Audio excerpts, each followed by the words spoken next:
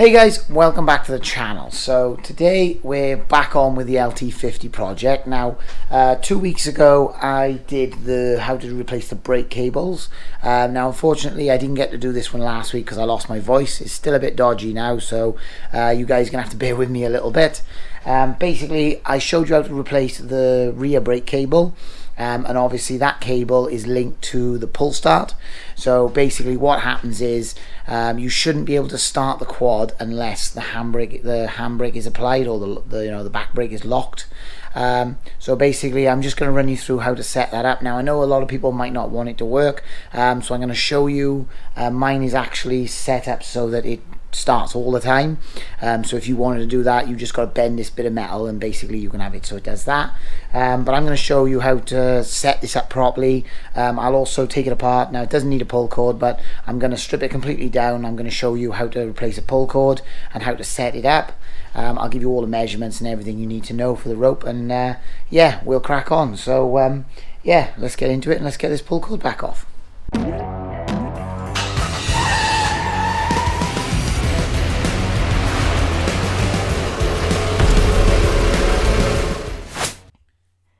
And if you get value from this video, hit the like button and subscribe to support this channel. Right then, so I've tipped the quad on its side, and the first thing I'm going to do is go ahead and remove the 4 screws.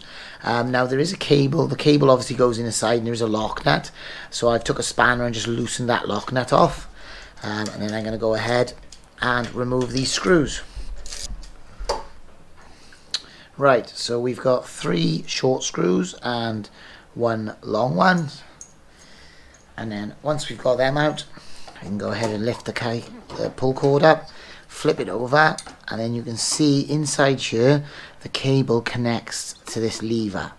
So what we're going to do is we're going to take a pair of pointy pliers and we're going to grab the cable and then push this arm back and disconnect it, and then we're going to go ahead and wind the cable out of the housing, and that's our pull cord removed.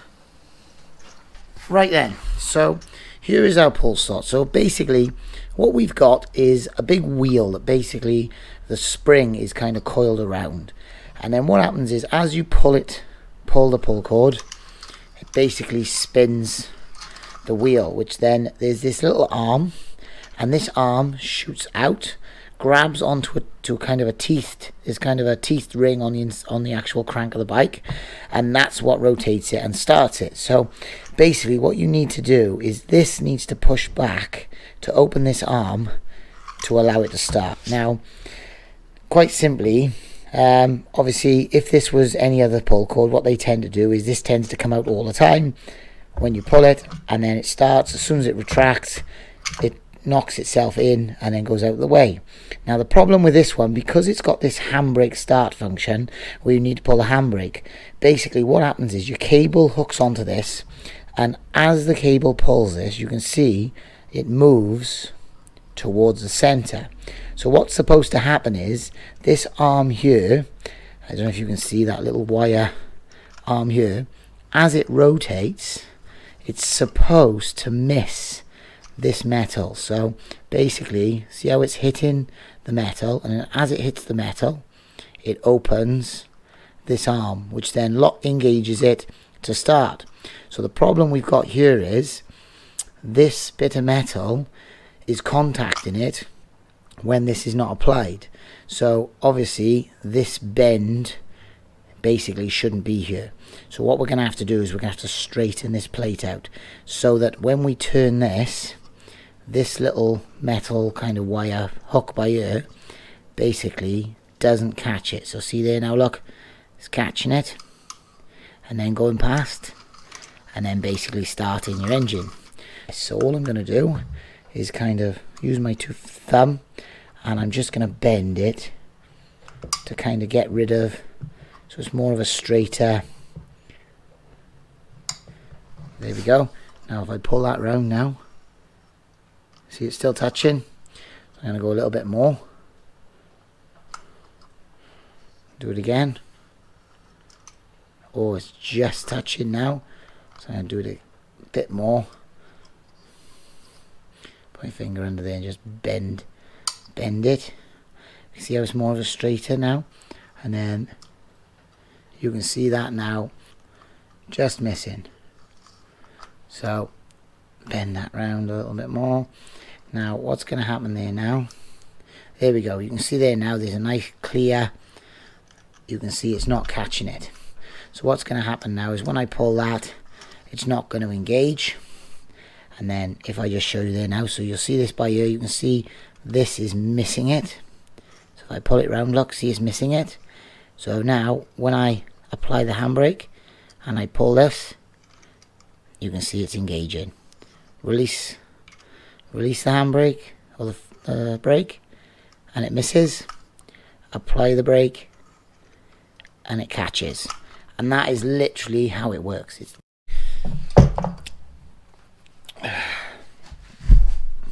Right, so first thing we're going to do now is, obviously there's tension on the spring. Obviously if your pull cord snaps, then it'll unravel itself and you won't have to worry about that. So what I'm going to do, just for the purpose of this, I'm going to pretend that my pull cord has snapped. So I'm going to go ahead, I know there's nothing wrong with this, but I got some new pull cord here, so I'm going to cut my pull cord. So there's my handle, and then I'll just go and let go of that. So now there's no tension on this, so we can go ahead and take it all apart. So the first thing we're going to do is we're going to remove this lever that obviously is the engagement lever for the handbrake. And first thing we're going to do, there's a rubber boot, and we're going to go ahead and we're going to pull the rubber boot off. So there we go. So it's just a rubber boot, it just covers it over. So basically what you've got under here is you've got a spring and a nut, and then obviously it's just a bolt so that goes through. Right, so 8mm spanner and an 8mm socket, and we'll go ahead and undo it. So there's our nut and there's our spring, so we can put them there nice and safe, and then we can go ahead, turn this wheel and just remove it. There it is. And like you say, if you want to straighten this now is probably the perfect time, but I'm kind of happy with the position it was in, so I'm going to leave it like that. I'll put that there. So once we got this off, now we need to remove this wheel. So basically there's a circlip in the middle. Now as you can see, this has actually got the wrong type of circlip. So I'll move this. Now this is the wrong circlip, so you can see this is an inner circlip where we need an outer. It did the job, but I'm going to go ahead and replace that at a later date. I haven't got one right now. So, and then what we'll do then is we'll remove this lever. So as you can see, it's got like an end that basically hooks over this kind of pole, as they call it, and obviously sits on the middle, so it's pretty self-explanatory where that goes. And then we can go ahead and remove the pole itself and put that down. I think they call these poles, but I don't know, finger or something like that. But anyway, got that out of the way. Now there's a washer, so we'll take that washer off next. And then there is also a little spring.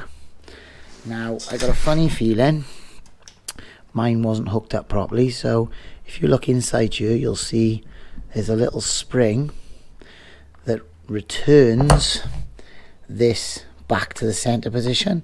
Now obviously mine wasn't connected, so someone's had this apart, but what we're gonna have to do is obviously re-put that back in after. There we go. So there's your spring. So once we've gone ahead and done that, now we're going to remove the wheel. So basically all we do is make sure there's no tension on it, and then go ahead and remove it. So basically what we've got, if I just kind of pull the old pull cord out the way, so obviously the pull cord is just winded around. Basically what we've got in here is a big spring. Now you can take this spring out. Obviously if this spring is broken or damaged, or if it's not returning, then it's usually something to do with this. As you can see, the spring hooks into the plastic outer casing there, and all you need to do is feed the spring back in. Now it is a bit of a potch. I don't see the point in pulling it out because it's all nice. There's nothing wrong with mine. And then what happens is the center of the spring by here, you can see this little hook basically hooks onto the casing by here. Right, so we got that out. So the next thing we do is remove our pull cord. Now, as you can see, it goes through here into the center and then over to the other side, and there's the knot. So I'm just going to try and hook the knot out with a screwdriver. And there we go. And then we can go ahead and pull the old pull cord out. So there's that removed. Right, the last thing I just want to show you is the other end of the pull cord. So we're going to remove this. So we got this pull handle. Obviously the cord goes in, disappears. Now if you look on top, you'll see it's got like a metal piece. So if we just hook that out, and then you'll see the knot is inside the center, and you can see it's got a bit of a hollow here. So we'll take that out now, and again feed out, and there it is, and that's the handle stripped. So we can go ahead now and measure up. So I've measured the length of the old cord, and from the inside of that to the inside of the nut on the other end, I've measured 1 meter and 25 centimeters. Now, on my honest opinion, I think that's a bit long, but it didn't foul. It worked perfect, and it did give you make it a good pull to start it. So I'm going to put it back as it was. Like I say, this has been changed in the past, so I'm guessing, looking at the old cord, it's not that old. So what I've done is I've cut it to length, and I've put a knot on the one end. Now, as you can see here, it is frayed. So what we like to do is just melt the frays together so it doesn't unravel itself. So I'm just going to take a lighter and just basically warm it up, and then just gently, you don't want to get it too hot, you don't want to burn your fingers, but I like to just melt the end of it, and then just with my fingers just give it a bit of a roll, just so that it kind of you can see there now it's got a nice little nub, and that's tight. So what I'm going to do now is I'm going to re-thread it. So I'm just going to do the other end. Again, nice neat end on this side. I'm just going to melt it slightly, and again it makes it a lot easier. You can kind of roll it to a bit of a point. It's not perfect, but it just makes the end of the rope a little bit harder, and it stops it from fraying when you're trying to thread it. So I'll take my wheel now and obviously thread. So I'm going to start where the knot sits. So obviously I'm going to go through to the other side where the spring is, and then I'm going to pull it all the way through and obviously locate the knot. And you can see there now, it's nice. There's nothing portraying. It's nice and sat in there. You might want to leave that tail a little bit longer so you can tuck it into itself, but mine has stayed there nicely, so that's happy. And then what we're going to do is we're going to push it down through so it comes out of into the center of there. So I'm just going to tuck that inside, and then you'll see it comes through. I'm going to pull him through, and that's it, run. So once we've done that, now the next thing we can do is thread it through the casing. So I'm going to pull it through here and run that down, and then once we've done that, then we can reinsert. Now, like I said before, you've got this little hook on the end of the spring. Now the hook on the spring needs to hook into the hook on the casing. Now the next thing I'm going to do, I'm just going to apply a little bit of grease to the shaft and where the spring sits. So I'm going to take a little bit of grease here. I'm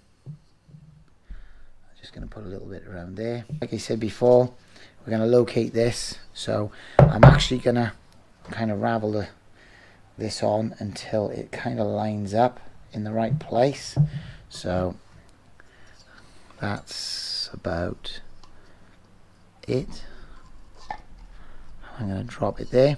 Now a good way to know that you've put it in the right place is if you turn it the direction, like basically looking in there now, if you turn it clockwise and it springs back, you know your spring is attached. So we can go ahead now and reassemble it. So the first thing I'm going to do is insert my little spring.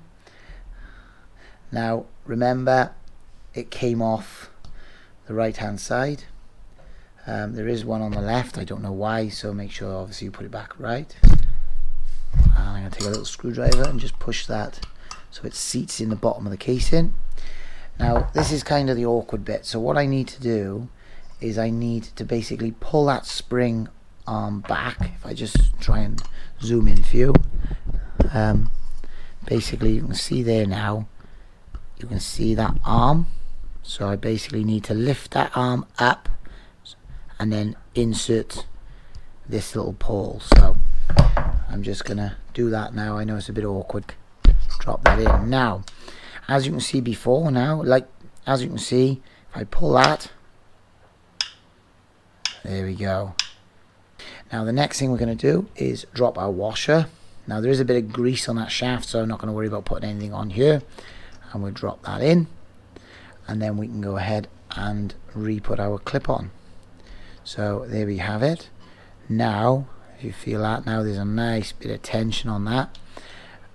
And then we can go ahead and put our circlip. Like I said before, this is the wrong circlip, but I'm not overly worried. I'll change that at a later date. Right, so now we've got that assembled. You can see there now all the arm and everything is all assembled. We're going to go ahead and put that down, and we're going to refit the handle. So I just feed it through the rubber handle, and so I'm just going to feed it through this hole and push it up. Now I did allow myself like an extra inch of rope, so I'm just going to go ahead and feed it through a little bit, just to, there we go, make sure it's tight, and then feed it inside and then give it a good pull, make sure it's nice and tight, and then you can go ahead and insert it inside the rubber.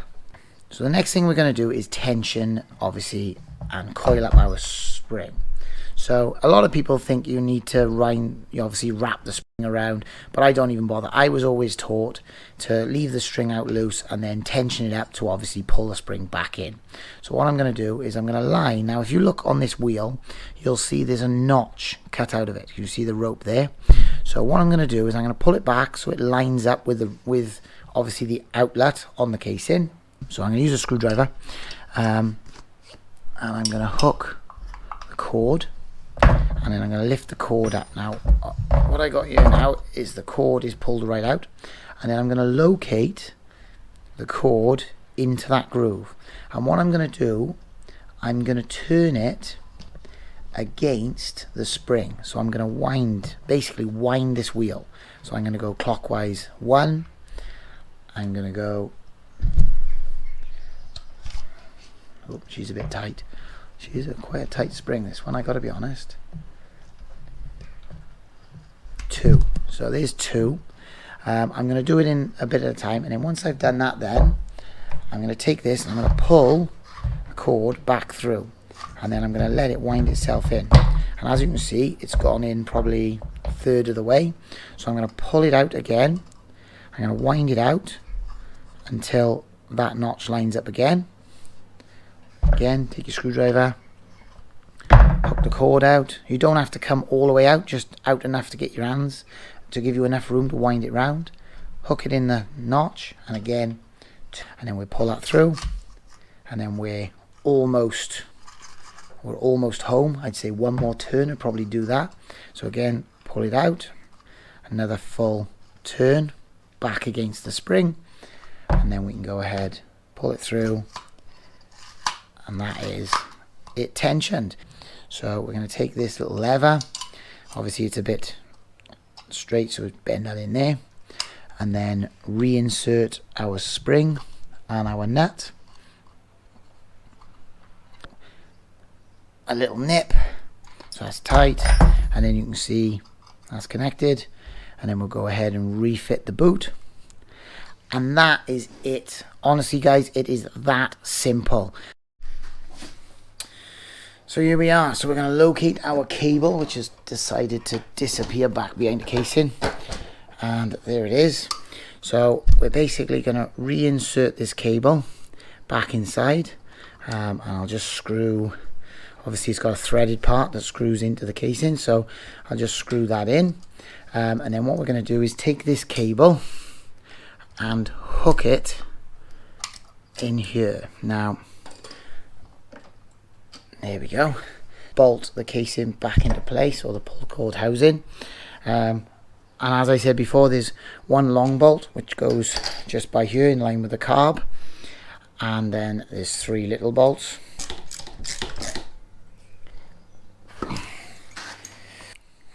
Right, so obviously we got this connected now. So what we're going to do is we're going to apply the handbrake. So if I just lift the camera up here, you'll see I'm just going to basically apply the handbrake and lock it in place. And then what we're going to do is basically, as you can see now, the handbrake is applied and it doesn't work. So what we're going to do is we're going to tension the cable. So I'm going to wind this cable outwards, probably 2 turns a time, until it does work. So until, and there it is. So I'll just take this lock nut then and lock the nut against there. And we'll lock this nut tight, and then if we go ahead and release the handbrake, as you can see basically doing nothing. And if I apply the handbrake, there it is, released, nothing, handbrake, that's it. Right guys, so I hope this video helped. Obviously this casing is second hand, it is quite worn, obviously all the bits are quite worn, so it's not 100% perfect. The only way to do it perfect would be to replace it all. But yeah, as you can see, the pull cord now works, everything's good. If you did want to just bend that piece, obviously that the actual the arm catches against, you could, and then it'll just start all the time rather than having to apply the handbrake. But obviously with this quad I want to put it all back to how it should be. Like you say, you want to stay tuned because I am going to raffle this quad off when it's done. Like you say, I got a load more. I'm pretty much done with obviously the repairs. I got a couple of little bits and bobs I want to do, but I think we're going to start tearing this down now. I'm going to get everything painted up and powder coated, and I'm looking into maybe getting the casings done on the engine, get all done nice. So I'm going to do a full strip down and rebuild of the engine next. And then while that's being done, then hopefully I'll get the frame and everything all off to powder coat and get that all done nice. I might get it sprayed, I might powder coat, I don't know. I'll if you've got any suggestions. I'm also trying to think of a color scheme for this quad. Like I said, I am going to raffle it off, so it's not for me, it's going to be for someone else, but I quite like the idea of blue and yellow as kind of my favorite color. And then I want to go down the route, I'm thinking like a nice blue frame, and maybe blue wheels as well, and then all yellow plastics. But yeah, if you've got any ideas, you know, what's your favorite color LT50, put it down in the comments, you know, let me know. Let me know whether you think painting or powder coating is, you know, better for the frame, what you think. I'm thinking more powder coating, and I'm also looking into, is it Cerakoting? I believe, I don't know my pronunciation's right there, but Cerakoting the casings, which I've seen some outstanding finishes for engines. So yeah, I'm going to get this stripped down and get it all off, to get all the casings done nice. I don't really like the idea of powder coating engine casings, but again, like I said, put it down in the comments, let me know what you think is best, what you've done. I'd love to see some of your guys' projects. Put some links in there to your projects so I can take a look at them, and get some ideas of what I'm going to do. And yeah, and then we'll start on tuning him up a little bit and go from there. So yeah, thanks for watching guys, and yeah, we'll see you in the next video.